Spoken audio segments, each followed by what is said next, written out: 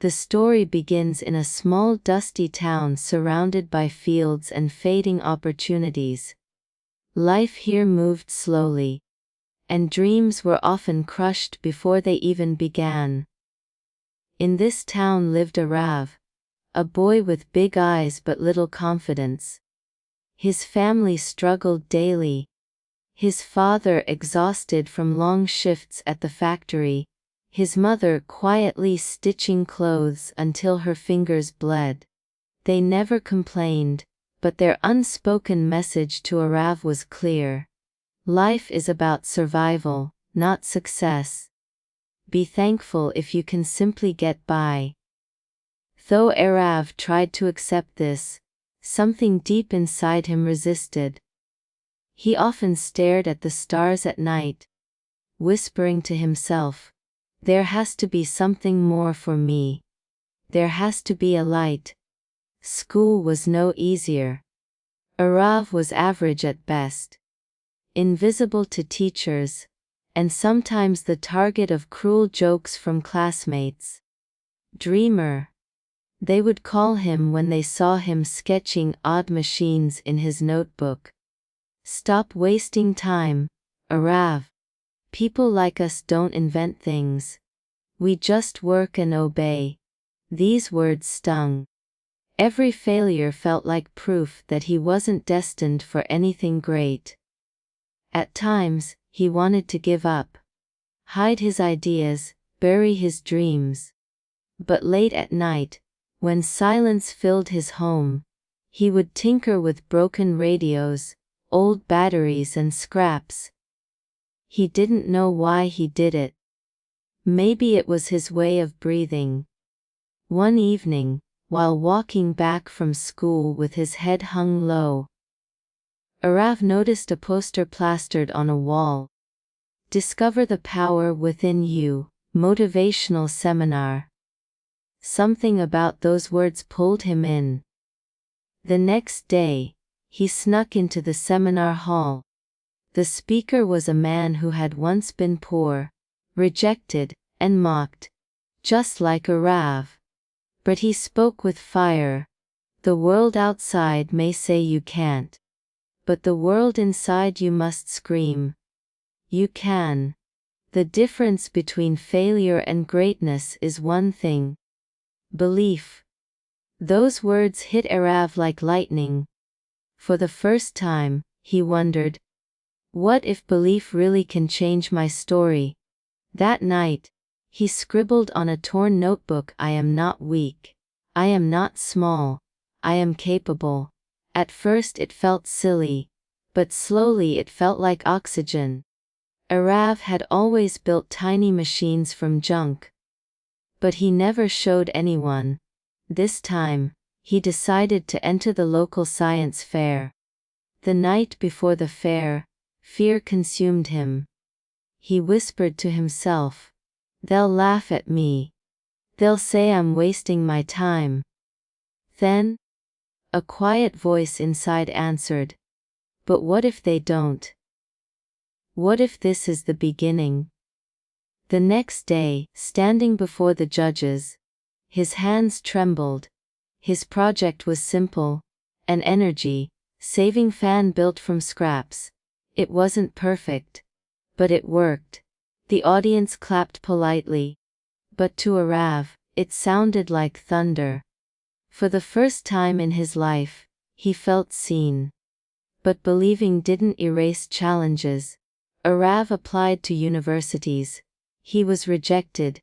He sent ideas to companies. No replies. Relatives mocked him. "Stop dreaming, Arav. Get a real job. Your father needs help." Every "no" felt like a stone thrown at his heart.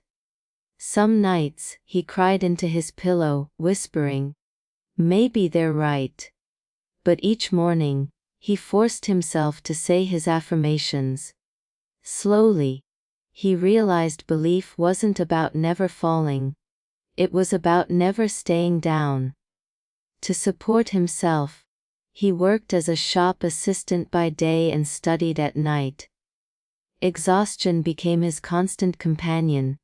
But he pressed on. One day, while fixing an old radio for a customer, Arav had an idea for a low-cost power generator. He began working on it tirelessly. Months passed. Many nights he fell asleep on the floor of his workshop. When he finally presented it at a regional exhibition, the judges were astonished. His design could provide affordable electricity to rural homes. For the first time, he received recognition, and more importantly, opportunity. A professor from a big university took him under his wing. Investors showed interest. The boy once mocked for dreaming was now being invited to dream bigger. Years later, Arav stood on a stage, this time not as a scared boy, but as an innovator who had changed lives. His machines lit up villages, his story lit up hearts. He looked at the young audience and said, "I was once told to dream small. I was told to stop believing. But the truth is, belief is the fire that turns darkness into light. Your circumstances don't define you. Your belief does. The greatest power is not out there, it is within you." The crowd rose in applause. Not just for his inventions, but for the courage of a boy who refused to let his light die. The world may try to put out your flame. Life may test you with storms. But the light within you, fueled by belief, can guide you through any darkness. Believe and you will see. Believe, and you will become. How the story begins in a village where dreams were considered luxuries. Most people worked just to survive. Among them was Ravi, a boy who loved to sketch bridges, airplanes, and machines. But whenever he showed his drawings, adults chuckled, "Ravi, stop wasting your time. Impossible things don't feed families." The word, impossible, became a wall around him. Yet, in his heart, a whisper echoed. What if impossible is just a word until belief makes it possible? At school, Ravi struggled. His grades were average, his teachers impatient. Friends teased him. "Engineer. You can't even solve basic math." Each insult chipped away at his confidence. But every night, he would look at the stars and imagine building something extraordinary. That quiet belief was his secret fuel. One day, he read a quote on a torn page of a book. "Impossible is just possible waiting for belief." Those words stayed with him. Ravi's turning point came when a retired teacher, Mrs. Fernandez, noticed his sketches. She asked, "Why don't you share these?" Ashamed, Ravi replied, "Because they're impossible." She smiled and said, "Belief is the bridge between the impossible and the possible. Do you dare to believe?" For the first time, Ravi felt someone else believed in him. That belief ignited his own.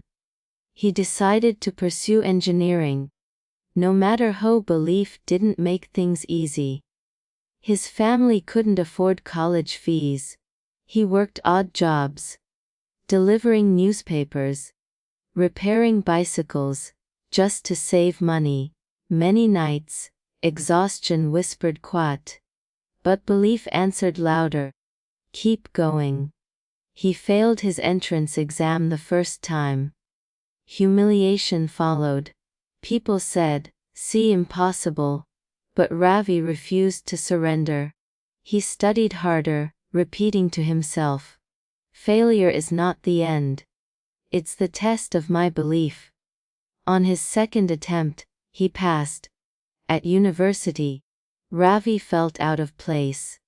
Others had resources, laptops, coaching. He had only determination. He often skipped meals to buy materials for his projects. His professors mocked some of his wild designs: flying cars, self-sustaining bridges, childish dreams.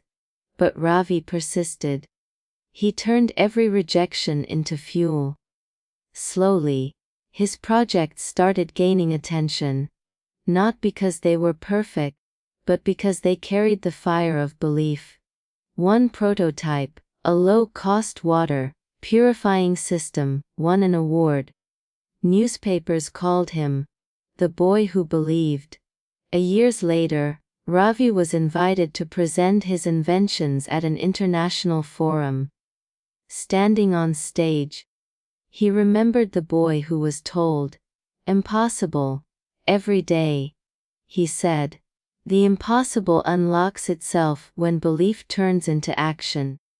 The world may laugh at you, reject you, doubt you, but belief gives you the courage to try one more time. The audience rose in applause, not just for his inventions, but for his journey. Ravi returned to his village, not just as an engineer but as a mentor. To the children who sketched wild ideas, he said, "Do not erase your dreams. The world will call them impossible until belief unlocks them. Believe, and watch the impossible bow before you." And in that moment, the boy who once doubted himself became the man who proved that belief is the master key to every locked door. Impossible is only a word until belief gives it meaning. When you dare to believe and act, the walls of impossibility crumble into stepping stones. History remembers warriors, leaders, and inventors. But behind every great achievement lies something unseen: faith. Faith is not always loud. It doesn't always roar like thunder. Sometimes, it's a whisper that says, "Keep going," even when nothing makes sense. This story is about Maya, a girl born into hardship, who discovered that faith is the greatest superpower a human can possess. Maya's childhood was painted with struggle. Her house was a fragile hut near the coast. Her clothes were hand-me-downs. Her meals were simple rice-lentils, sometimes just tea and bread. Her father, once a strong fisherman, grew weaker as illness consumed his body. Her mother worked tirelessly, weaving baskets and selling handmade mats. Still, Maya dreamed of something bigger. She would sit by the shore, watching the horizon, whispering to herself, "One day, I will become a doctor. One day, I will bring healing where there is none." But every time she shared this dream, laughter followed. Neighbors chuckled. "Doctors are born in cities, not villages." The classmates teased, "You can't even afford shoes. And you want to wear a doctor's coat." Even her father sighed. "Maya, dreams are heavy for people like us. Carry lighter ones." Maya smiled on the outside but cried silently at night. The only person who never mocked her was her grandmother, an old woman with silver hair, wrinkled hands, and unshakable faith. One evening, as Maya wept after being humiliated in school, her grandmother took her hand and said, "Child, faith is a gift. It is the fire that keeps burning even when the world pours rain on it. If you let faith grow inside you, it will turn into your superpower. The world may not believe in you, but faith will carry you where logic cannot." Those words stayed with Maya like a secret weapon. When Maya was 14, her father's condition worsened. Doctors declared he needed surgery, but the cost was impossible for the family. Everyone said it was over. But Maya refused to accept defeat. She prayed. She begged. She collected coins. She knocked on neighbors' doors. She convinced shopkeepers to donate. Day after day, people watched her running through streets with determination far greater than her size. Finally, she raised enough for the surgery. Her father survived. That night, as she sat by his bedside, she whispered, "Faith is not just belief, it is belief with action." From then on, Maya's journey became one of relentless effort. She studied under lantern light, because electricity was rare. She used charcoal on scrap paper, when notebooks ran out. She sold handmade bracelets in the market to buy second-hand textbooks. Her friends laughed at her. Pointless struggle. Teachers pitied her but gave no encouragement. Still, every night she whispered to herself, "Faith is my superpower. I will not stop." At 17, Maya applied for the National Medical Entrance Exam. The fee alone was more than her family could afford, but her mother sold her wedding bangles to pay for it. Thousands competed. Maya had no coaching, no tutors, just borrowed books and a burning faith. When results came, she trembled opening the envelope. Tears filled her eyes. She had scored high enough for eligibility, but needed a scholarship. Everyone told her it was hopeless. "Those scholarships go to the rich, the connected," they said. But Maya prayed harder, applied anyway, and waited weeks later. A letter arrived. She opened it with shaking hands. She had been granted a full scholarship. Tuition, hostel, even books, covered. Her mother collapsed in tears. Her father, weak but smiling, whispered, "Your faith, it carried us all." That night, Maya didn't just believe in herself. She believed in something greater. That faith truly rewrites destiny. Medical school, however, was not the dream she imagined. Her classmates spoke fluent English. She struggled to form sentences. They had laptops and reference guides. She shared old books. Professors ignored her, assuming she wouldn't last. She faced loneliness, mockery, and exhaustion. Many nights she considered quitting. But in those moments, she remembered her grandmother's words. "Faith shines brightest when darkness surrounds you." And so she pressed on. In her final year, tragedy struck. Her village was devastated by a massive flood. Homes collapsed. People were injured. The nearest hospital was hours away. Maya rushed back. With only basic training, she set up a relief camp. She bandaged wounds, gave first aid, calmed crying children, and organized supplies. People who once mocked her now looked at her with awe. They called her, "our healer."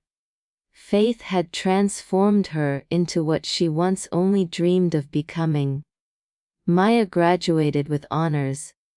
Offers from big city hospitals flooded in. But she chose differently.